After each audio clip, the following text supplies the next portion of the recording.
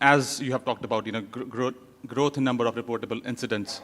And why do you think there has been this growth in number of incidents reported? What's in not just the oversight of yes, the numbers are more, but what's happening?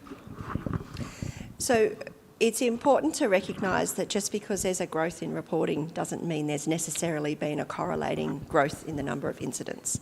So we're actually one of the few countries in the world that has really good visibility of what's going on around service delivery for all of our people who are part of the NDIS. I recently was talking to two countries internationally, and they are in awe of the kind of data that we have, for example, around restrictive practices. So just being able to understand what's going on in that space, what are the key drivers in that space, and then how we can target not only compliance, but what are the things that we need to do as government to try and get a shift in responding to those things. The reportable incident data in itself, we still expect to grow a little bit more. We hope we'll get to a point where we'll start to see it decrease, but we're still seeing a growth in the market, and while there's still a growth in the market, we should expect to see a growth in the number of reportable incidents. And part of that's understanding, as I said, the trends that we see. So yes, we'll look at the individual incident and take the necessary action that we need to take, but we'll also look at what's happening in terms of trends.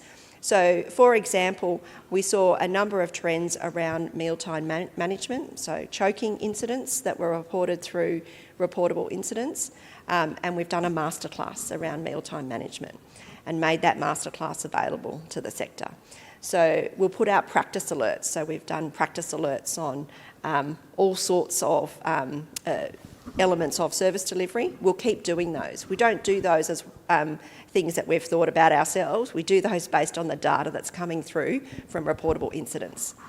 Lovely. Thanks for sharing that. And what kind of broad themes? Yes, you are producing some content for people to go through. But what broad themes you're seeing? And are there any regional differences on the themes? What you're receiving on the incidents? We do see differences from time to time that are geographic based, and they've helped inform the campaign work that we've done over the last 12 months. So we've done campaigns in Cairns, in far north Queensland, in Bunbury, in Western Australia, in Tasmania. So where we see issues cropping up, it gives us I guess the intel that we need to really focus a campaign. So we're not going there and looking at absolutely everything.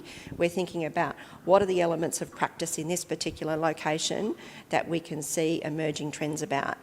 We want our work, we're always going to be in a place as a regulator where we're reactively responding as things come in, and that's appropriate for us to do, but we equally need to be on the front foot about being proactive. So, for example, we've seen a significant increase in complaints around support coordination and plan management, particularly in the last 12 months. Now, there's also a lot of what I would call noise, so each time I go and speak with participants, speak with family members, speak with advocates, it's something that gets raised quite regularly.